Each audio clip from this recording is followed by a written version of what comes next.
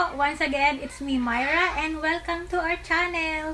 So I hope all of you, everyone, have a nice and happy day. So for today, I decided to share to all of you, to all my viewers, of course, and to everyone who watching my vlog. I decided to make, I'm going to cook the banana blossom, or in Filipino, it's called puso ng saging. And I'm going to cook it. It look like a patty. It's called in Filipino, tortang puso ng saging. So, I just said in English, banana blossom, because maybe some of you, especially the foreign people, doesn't know kung ano ang puso ng saging.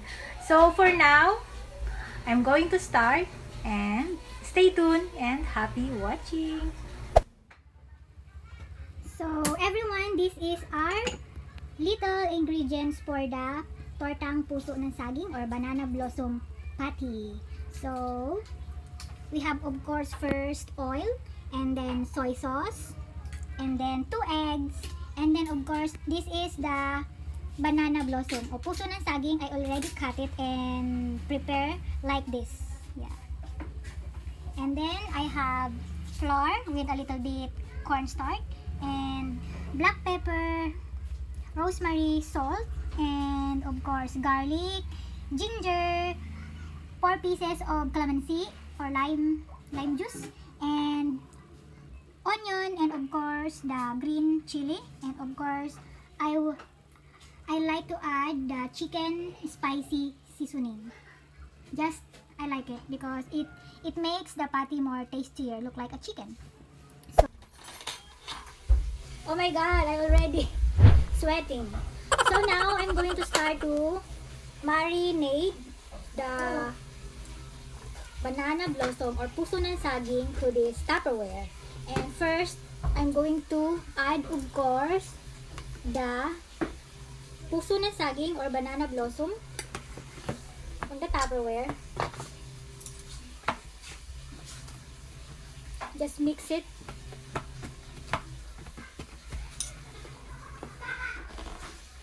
Just like that. And then you can add the eggs. 2 eggs. And I can add the calamansi juice. And of course, the chicken spicy chicken breading. And of course, the ginger, the green chili, the onion, and the garlic. So that's it. That's simple. And then add the salt, black pepper, and rosemary. And of course, the 3 tablespoons of flour and 1 tablespoon of cornstarch. That's it. Just like that. So easy and very fast. And then all you need to do is to mix it all together properly.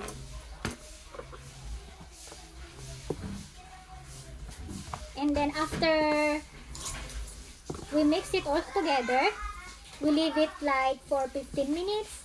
And then after that, it's ready to fry. You can add anything you want. You can add minced beef, minced chicken, or pork. Sometimes I add sardines or tuna. It depends on you.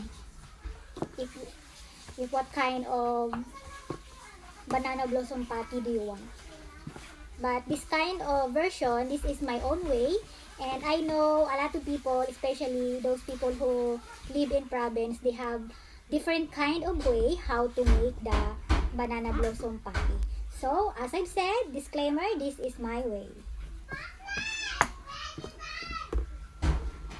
So, just like that. So, this is how it looks like now. And I already add the soy sauce because I forgot to add to show to all of you. And then, now I'm going to add more black pepper because my sister, she like it a lot of black pepper. So, it's depend on you. If you want a little black pepper only, it's okay. But if you want a lot, then it's fine. It's like that. And just mix it. Just like that. And then, I'm I'm going to leave it for 15 minutes and later I'm going to fry it. So see you later. A few moments later. Just like this.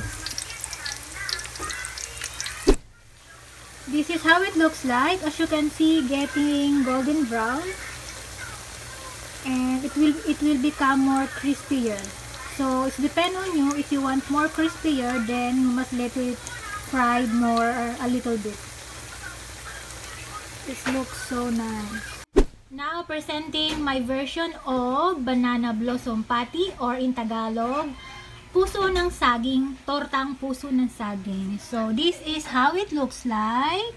Look at that. It's so crispy and so tasty and delicious and spicy. And this is the soy sauce that I make with a little bit chili, vinegar, black pepper, calamansi, and a little bit sugar. Mas masarap kung meron kang pipino. And yeah, that's it. You can see the rosemary, the ginger, the green chili, and of course, a little bit cute garnish tomato. So yeah, thank you everyone for watching and see you on my next vlog. Have a nice day everyone. Bye-bye!